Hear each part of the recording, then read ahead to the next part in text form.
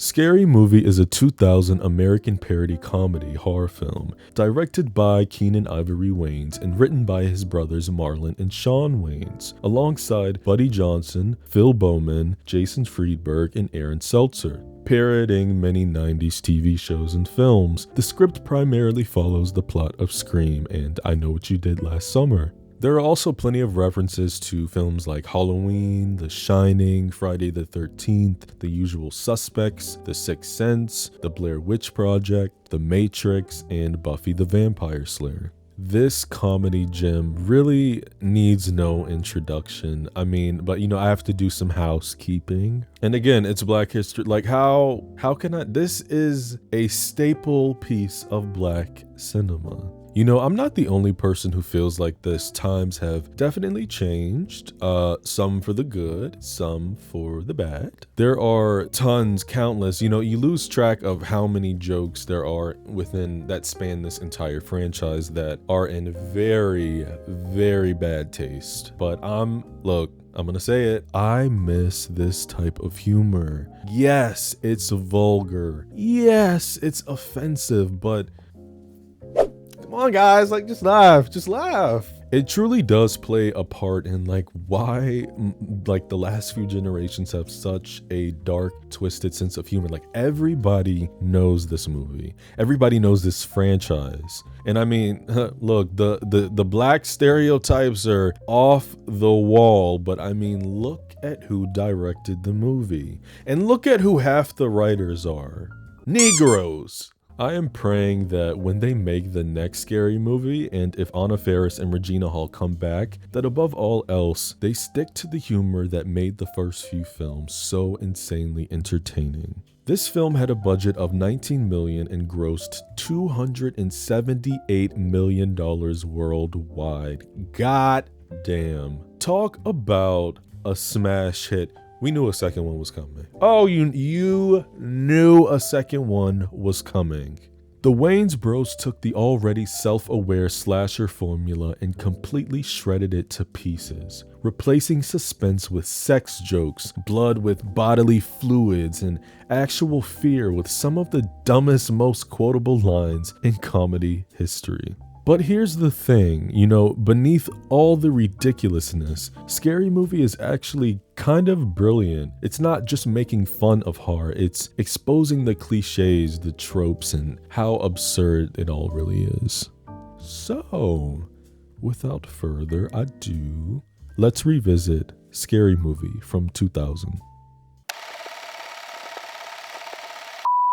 We open with a direct reflection of the 1996 Scream opening. Carmen Electra is playing Drew Barrymore's role, and it's only fitting for her name to be Drew. She answers the phone doing the roundabout, do you like scary movies? The popcorn is getting larger on the stove and all. But the jokes really kick in when Ghostface starts threatening her. She does the "you better stop or else." Or else what? Or else my boyfriend's gonna be here any minute, and he's black and he'll kick your ass. Drew runs to the back door to lock it, and then the bell rings. Take that, you psycho! But it turned out to just be a bunch of children. Jail. When she goes back inside and turns around, it's the killer! But luckily, she's got some weapons by the door. A banana, a grenade, a dagger, a knife, and a revolver. So the obvious choice is to get the banana so she can get some nutrition while she runs. Duh. Drew grabs the banana, darting through the house, and she reaches the backyard where there are two signs that say safety and death. This is a trick question. They want her to pick safety, but it's like reverse psychology. Choose death. So she chooses death. And as she's screaming and running, she's got to run to the sprinklers to cool herself off, or else she'll pass out. Yeah. And somehow, some way, her clothes come off. Carmen shows off the bod, looking hot as before getting stabbed in the boobie, and her implant falls out. Damn, I think she told me she just got him done. Her parents are actually driving up the driveway though, so, all is well. The mother is getting something out of the father's lap with her mouth, so, he doesn't see her. And BAM! He hits her. Diva down. Unfortunately, our baby Drew, we only got to spend a few minutes with, because she gets her final slash and is taken out. cut to final girl Cindy Campbell, who's wearing the ugliest outfit I've ever seen, and she hears a noise outside her window. But don't worry, it's just her boyfriend Bobby. He ducks under the bed when Cindy's father tries to break in her room. Mr. Campbell says he thought he heard a noise, but you know, it just could have been the crack he smoked earlier. Anyway, he's leaving town for the new business he started with some Colombian guys. And after he leaves, Bobby takes the line Billy said in Scream about The Exorcist. You know, how the Exorcist was on TV and got me thinking about you. He's clearly a little horn. So you thought you would just climb through my window and we would play bump bump? Well, I was kind of hoping to get my balls lit, but I wouldn't want to break your little underwear rule, now would I? But the only thing Cindy agrees to is some over-the-clothes stuff. Bobby says he was only joking about the sex stuff and he doesn't want to rush her. So Cindy says maybe we can settle for a PG-13 relationship. What's that? Jesus! We're finally introduced to the queen of this franchise, Miss Brenda Meeks. Give it up. Give it up, She gets off the school bus with her stoner brother Shorty, and they have a little sibling back and forth. Side note, did you guys know that Aaliyah was the first choice to play Brenda? She said this in an interview, but she also revealed that that character was modeled after R&B singer Brandy, one of my favorites of all time. I wanted to ask you before we get into more videos, you must get a ton of scripts, and I wanted to know the most sort of offbeat script that you get sent. Well, one time I got sent the script actually for Scary Movie, but it was a little bit different when I received it. It changed a lot by the time they made it, and you know, it was a parody on the Scream movies. And I Know What You Did Last Summer, and they actually had a character. It was the Brandy character, and they wanted me to play Brandy and kind of do a parody of her, and I just, you know, I actually liked the script. I thought it was really funny, but I didn't want anybody to take like I was disrespecting her in any way, so I actually didn't do it. And it turned out to be a really funny movie, but that was like the weirdest thing that anyone had ever asked me to do. Brenda and Cindy are about to walk to class just as the third member of the girl clan pulls up in the Benz, Miss Buffy. And after telling Cindy that her friend is a hoe, Cindy is like, no, I don't know. I think she's sweet, Brenda. Oh, she is as fake as press-on nails. Hey, baby girl! What is up, my sister? Bye, Mr. Gilmore. And as soon as Buffy's driver leaves, she rips off the good girl clothes and brings the jugs out. There's a bunch of TV news vans out and everybody's trying to figure out what the hell is going on. And we meet yet another recurring character, Gail Hailstorm, who's the best-selling author of the book, You're Dead, I'm Rich. She's broadcasting live, and as we pan, we're shown all the other reporters who were live. But for the black people, you know, reporting live from black TV, the white people are dead and we're getting the out of here. Listen, we know how much reporters love to find the most ignorant person they can find. So we see one of the main people they interview is Shorty, whom they ask if he knew Drew. Well, she had the fat ass, son. I mean, it was like bang. And after the male reporter asks him how close was he to Drew, he's, oh my God. Real close until the roofies wore off. Then she woke up talking about pressing charges, so I just pulled my tongue out her ass and left. Gail asks Shorty what would have been his last words to Drew. Run, bitch! Run! Inside the school corridors, we meet Ray and Greg. And ho. Everybody, hold on. Just can we take a second? Can we take a second and admire the view?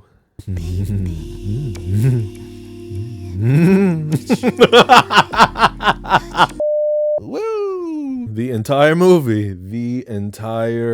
Yeah. Wow. Mr. Sean, if you watching this, yeah. You know what to do. Word. My socials are linked. You know what to do. I'm a little young, 24, but we can have a little Leonardo DiCaprio moment. Ray asks Greg if his yellow tank top makes him look gay, and Greg says no. Then he ties it. Okay, what about now? He still says no. By the waterfall, the gang is hanging out and Ray is all over Brenda like, damn girl, I would sure love to get inside of these jeans. And she like, oh yeah. And he says, yeah, what size are these? What size? Bobby shows up, bringing up the killing of Drew, and Ray's like, yeah, that girl Drew, she had that brother Steve. Long hair, pretty mouth, perfect little ass. That was her. Nah, I was talking about Steve. Whatever happened to him? Brenda, we need to talk about your choice in men. Cindy brings up the strange coincidence that this event happened 1 year after that thing happened. So you know what that means. We're taken into a flashback. The crew is riding in the Beamer, everybody in the backseat is getting freaky deaky, and Bobby is looking at Cindy like, when are we gonna do stuff like that? You like that, baby? Yeah, that's different. Oh, I love when you play with my ass. I'm not playing with your ass. Ray! Oh, my bad. I cannot. Cindy tries to pick something up in Bobby's lap with her mouth, and the alcohol makes Greg stand on her back. You know, we're just vibing. And next thing you know, Bobby hits something in the road. It came out of nowhere. Oh my God, we hit a boot! Oh my God, we hit a boot! This shit is so stupid, but I laugh every time. They actually did hit a man though, and Cindy thinks that they should call the cops, but Greg reminds her of the things that they do to young, fresh pieces of meat in prison. So Ray's fruity ass is like, oh wait, you're right, Cindy, maybe we should go. And while they're all contemplating, the man gets up telling the teens that he's fine. But he's not so fine after Greg ends up throwing his bottle behind him, striking the poor guy and knocking him out. I won't have anything to do with this. Shut up! Cindy, come on. We'll just pretend it never happened. You know, like the time we got drunk and we went down on each other? They grab his body and put him in the trunk, and that's when Shorty and his friends show up hotboxing. And Brenda's like, Shorty, I know you ain't driving without no papers. To which Shorty replies, I got papers, blunts, bongs, and all the ingredients to make a hot pie. They all agree to throw this man's body in the water and forget about the situation. Brenda thinks that since they already committed murder, they might as well just rob his ass. I'll take the credit cards. I want the jewelry. I'm gonna take his drawers.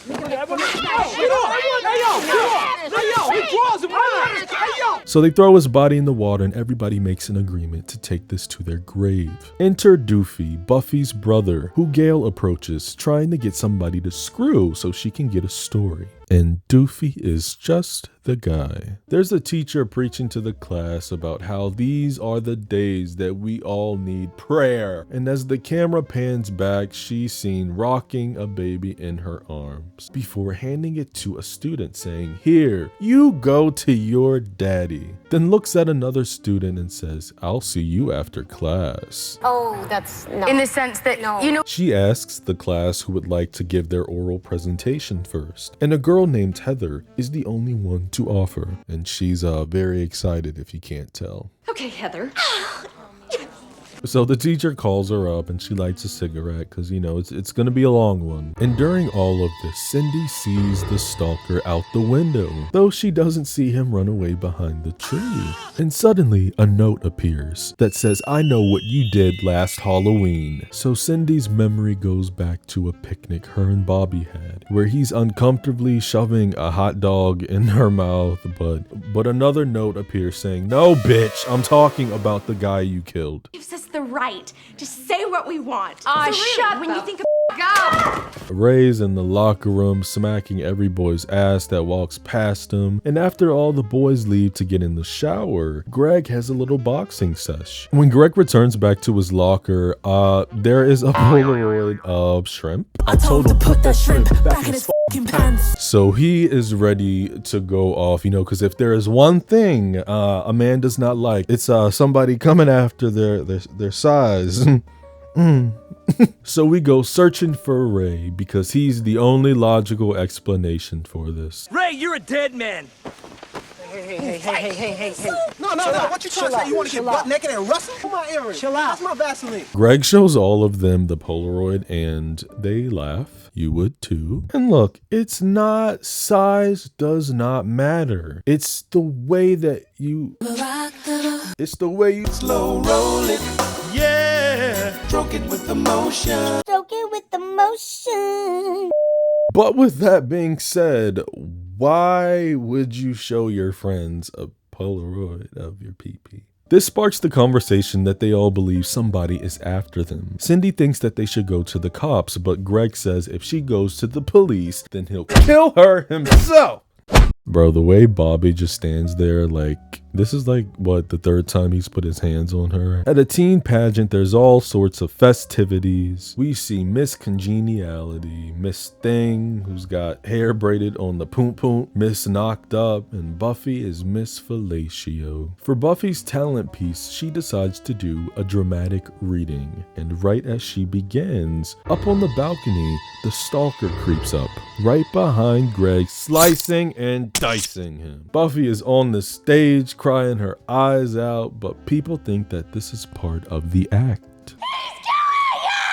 He's killing you! When she gets off stage, one of the girls tell her that she's won, and the waterworks stop immediately. Cindy comes backstage to check on her homegirl. You know, she's like, what about Greg? What's going on? But Buffy says, F Greg, girl, I won. Do my crown, bitch. And a great behind. Doggy style anytime. She was 69. While in the tub after talking to Bobby, Cindy gets a call on the phone from the stalker. So she throws some clothes on and rushes downstairs to lock all the doors. And the phone rings again. Ow! Ow! When she picks up, the white-faced man tells her he's in the house. Anna Faris's facial expressions in this movie. Do you know where I am?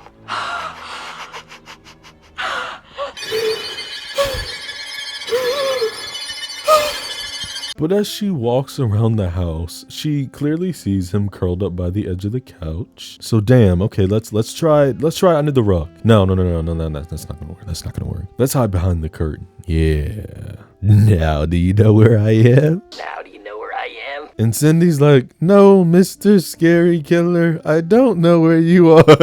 And we get this iconic gag on the staircase. Cindy throws everything down the steps, trying to slow him down. A vase, a bicycle, her grandmother, a piano.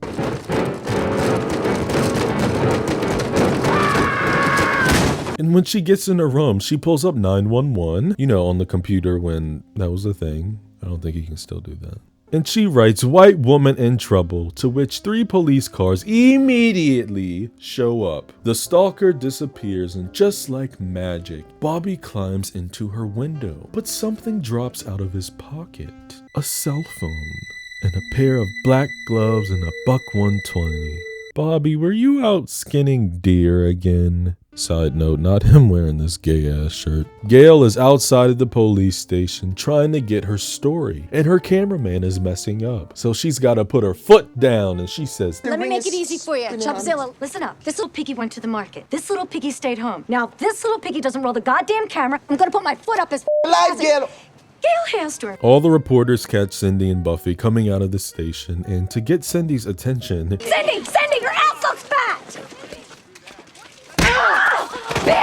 when Cindy gets to Buffy's house, she gets a phone call from the stalker. And you know, she's back on the... Doofy randomly comes out the room with the schlong. God! The next day, Ray tells Cindy that Bobby's out of jail. And Cindy tells the boys to meet at her house tonight. But don't tell anyone. You can bring a few friends, but you know, I don't want this getting out there. But 2 seconds later, Shorty yells out, Yo! Party at Cindy's house! Drunk white women for everybody! She bumps into Bobby immediately after this, telling him that she got another call last night, so it's clearly not him since he couldn't have called her while he was in jail, right? And speaking of jail, this grown-ass man who, for whatever reason, is in the high school with them, puts his arm around Bobby, telling him, "You're the best." Cindy starts getting hysterical. You know, she does the "I'm sorry if my complicated life is an inconvenience to your perfect existence." Cindy. I'm sorry if my complicated life is an inconvenience to your perfect existence. Cindy. There's a press conference where the sheriff announces publicly the deaths of the teens going on, ending it saying, but hey, you know, shit happens. And when everybody starts raising their hand, Gail asks about Cindy's father being a suspect. But this is classified information, Gail. Where are you getting your information from? After Sheriff asks her, she says it's classified. But not that classified, since 2 seconds later, Doofy gets on the mic. Hey, Gail. Gail swallows. After the showers, Buffy grabs her phone out the locker and pretends to get a call from the stalker, ending her Lifetime movie performance with saying, "Cindy, it's for you." Remember, this is her best friend doing this. The woman's coach comes in, Miss Mann, and I'm sorry. That's funny. Miss Mann. Girl, Come on.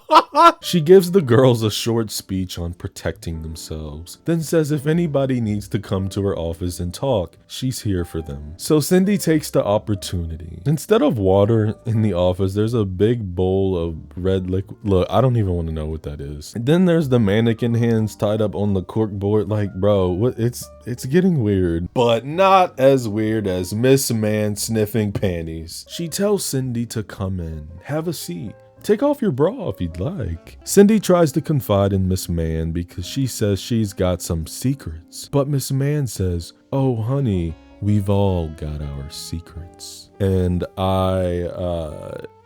if you know, you know. I cannot show this. But for those of you who don't know, let's just say 2 massive walnuts fall from Miss Mann's undergarments. Later on, Buffy is in the locker room by herself and she's visited by Mr. Ghosty. But she's not threatened by him. Buffy goes on, talking his head off, saying, "Oh, am I the helpless cheerleader victim?" Is this the part where I beg for my life? Then little Ghosty starts stabbing her. She's fake crying, running in circles, and then remembers, "Oh, now I'm gonna fall and break my leg, leaving me helpless."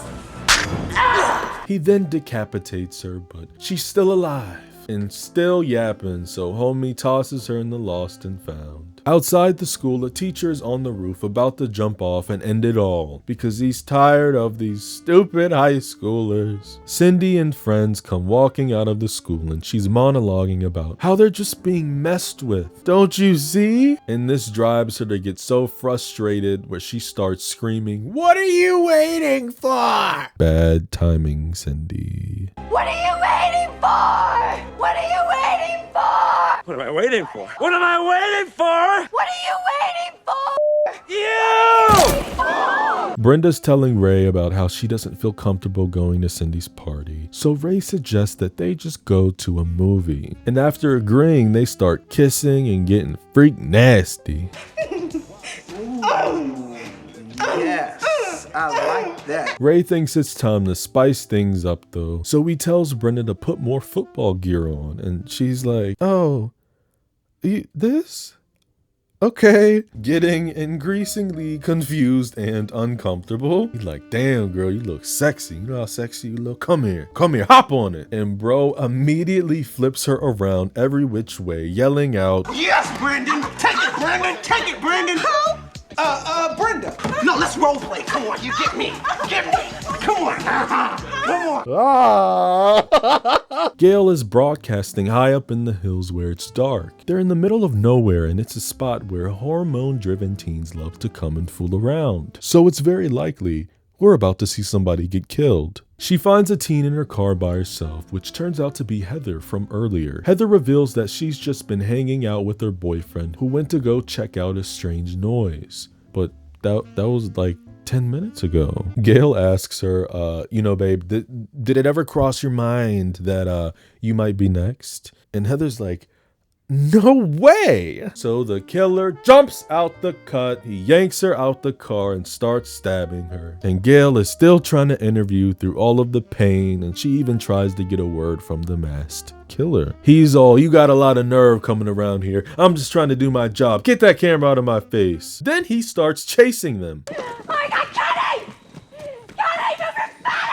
Then we cut to the best scene in the film, the movie theater scene. Brenda is being so freaking ghetto, pulling hot sauce out the bag, chicken in the tinfoil. Where's the class? Where is the class? You know, I honestly wish that I could just play this whole scene because it's just line after line, but YouTube doesn't like that. Ray goes to the bathroom where there's a pissing like a racehorse competition at the urinals, so he's got to use a stall to go potty. Ooh, look at this. Look at this shot right here. Look at this shot right here, y'all. Look at ooh.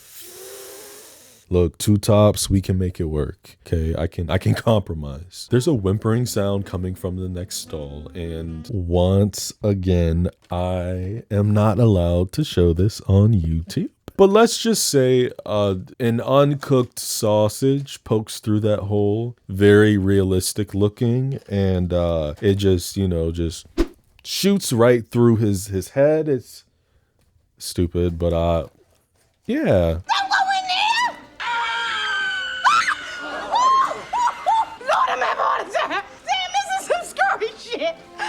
The entire movie, Brenda is yelling at the screen, being obnoxious, and after a woman tells her to be quiet, she does the, I know you better get out of my face! Out of my face! Out of my face! This is all me up in here, you handle that! Then the digital camera with the, this movie is good. Ghostface returns wearing Ray's jacket, and Brenda tells him that he came back just in time, cause homegirl's about to get it on with Shakespeare. One guy behind her is like, for Christ's sake, won't you just shut your trap? And she does the, I got you on camera. You on candid camera now. It's just line after line. Regina Hall really knows how to steal. She is a scene stealer. Brenda being on the phone though is the last straw for the audience, and they all gang up to stab her to death. And just like the opening to Scream 2, she goes up to the screen and falls out. Back at the party, they are tearing Cindy's house apart. A girl goes out to the garage to get a few beers, and bootleg Ghosty pops up. So she starts throwing the beers, they're doing a little dancing.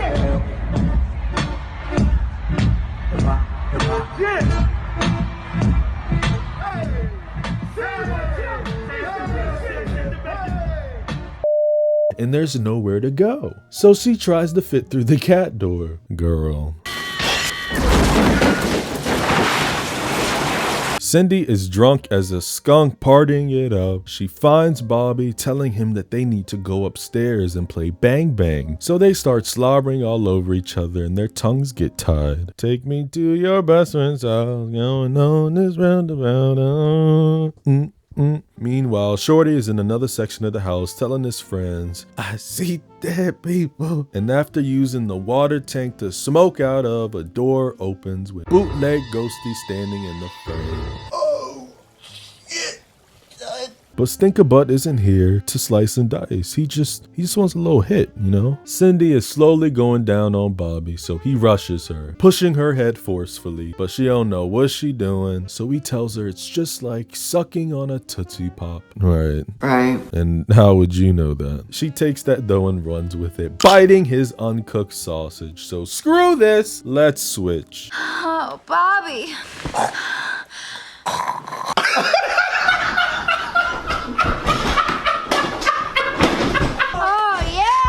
Yeah! What's my name, Bobby? Oh, what's my name, bitch? Oh. She's like, who's is it, Bobby? Who's is it, Bobby? Oh my God. Boys are all rapping and Ghostface spits the illest rhyme of the night. I'm gonna slash you, gas you, cut it in the hole of your ass. I spill blood on the walls, then play tennis with your balls. And if the phone rings, don't answer the call. Gonna your throat like a goat, peel your foreskin off and make a winter coat. Bow, peace. Cindy asks Bobby why did it take him so long to get to her house. And when he says what does it matter, she states how it would be a little cliche, you know, if he turned out to be the killer. Oh, so you think I killed Greg and Buffy, he replies. But Cindy didn't know this. She's about to go into shock until bootleg Ghosty comes in and guts him. Bobby! Bobby!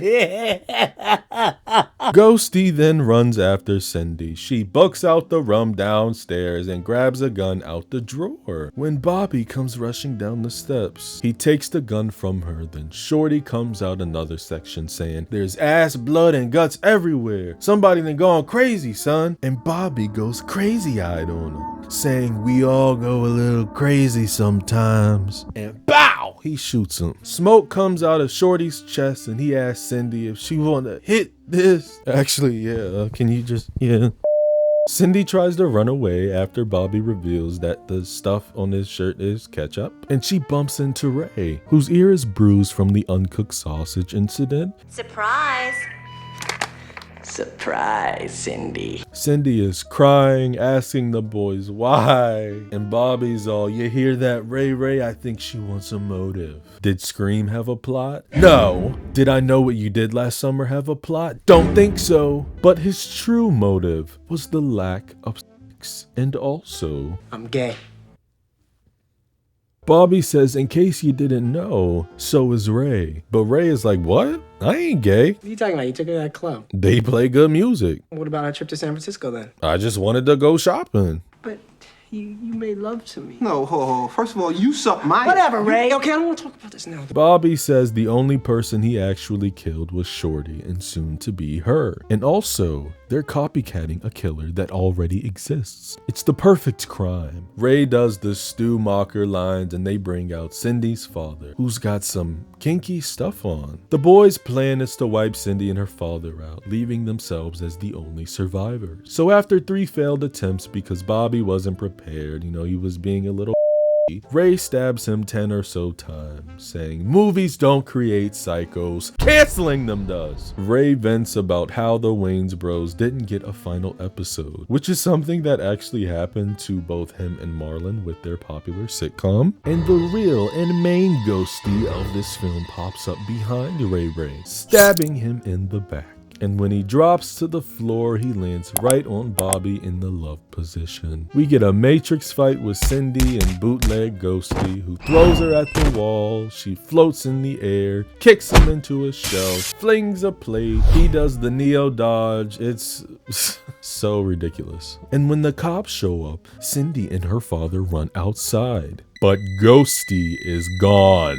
It doesn't take long for Cindy to figure out who's under the mask. It's Doofy. Him having the mask at the door, Buffy saying how he used to babysit Drew and he had the biggest crush on her. So Cindy and the sheriff start looking for him. Cut to Doofy walking outside, which turns into a normal walk as he rips his sheriff outfit off and gets a whole new aura. He hops in Gale Hailstorm's car and they drive off right when Cindy and the sheriff come outside.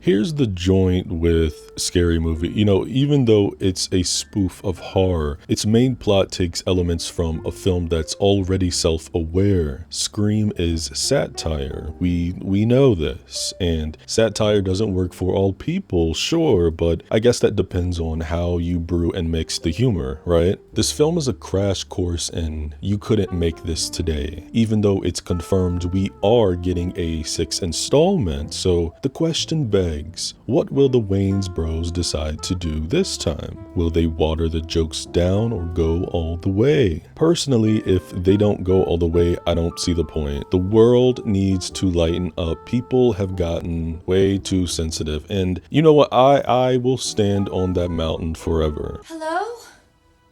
Hello?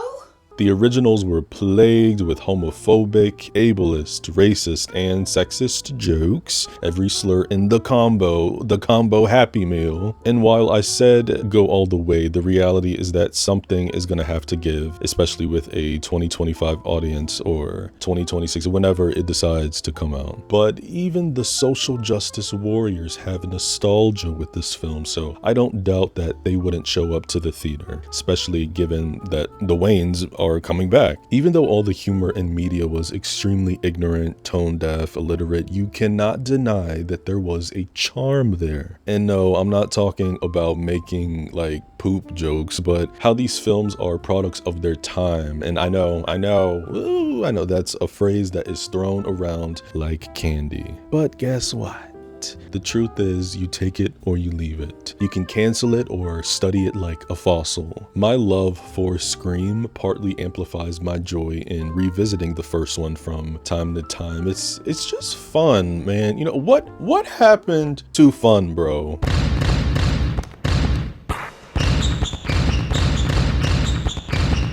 And the fact that they expanded on the homoeroticism between Billy and Stu in the parody version, you know, Ray and Bobby or whatever. I mean, you know, we were all thinking it when we watched Scream, right? You know, come on. As much as I count myself as a cinephile, sometimes the friend group just want to put on a dumbass offensive comedy to get drunk and laugh at.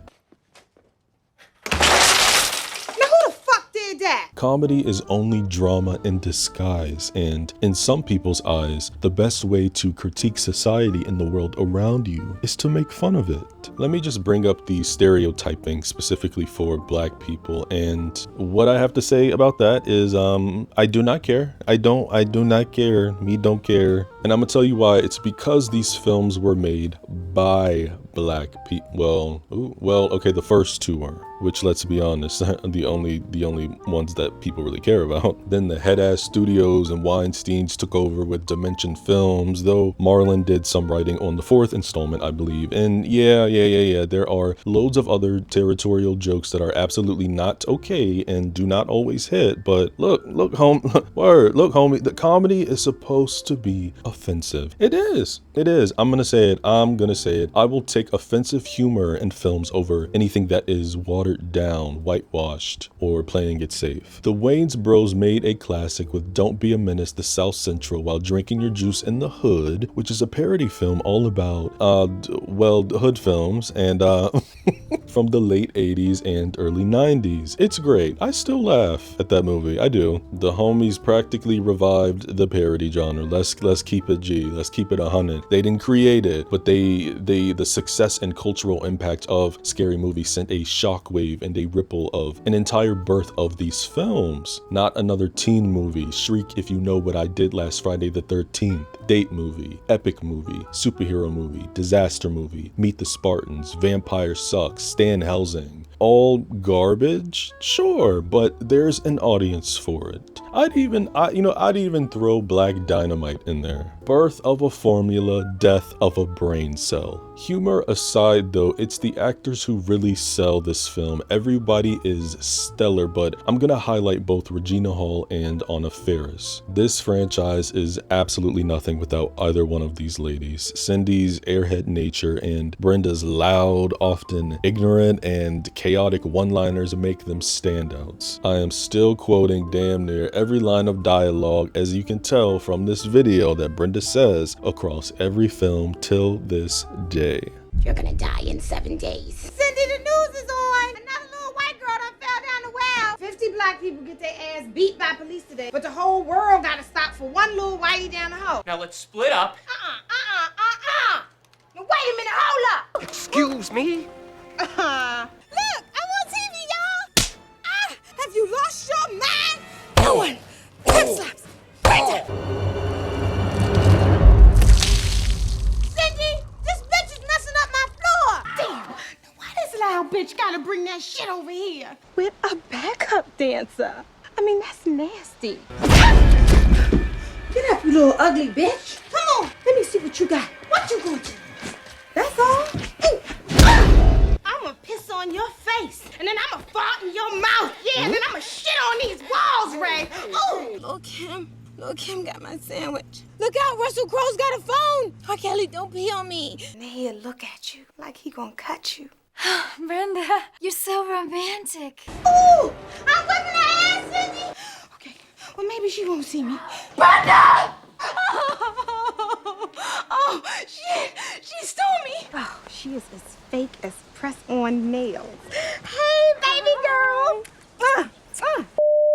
Brenda is highly underrated in the topic of final girls. She died not once, but twice, and came back like Mikael Myers. Yeah, I'm a bad bitch. You can't kill me. She's a scene stealer, and every time you see her on screen, you gonna laugh. I don't care who you are, you gonna laugh your ass off. And we know how much the horror genre loves sidelining the black best friend, yet it never feels that way with Miss Brenda Meeks.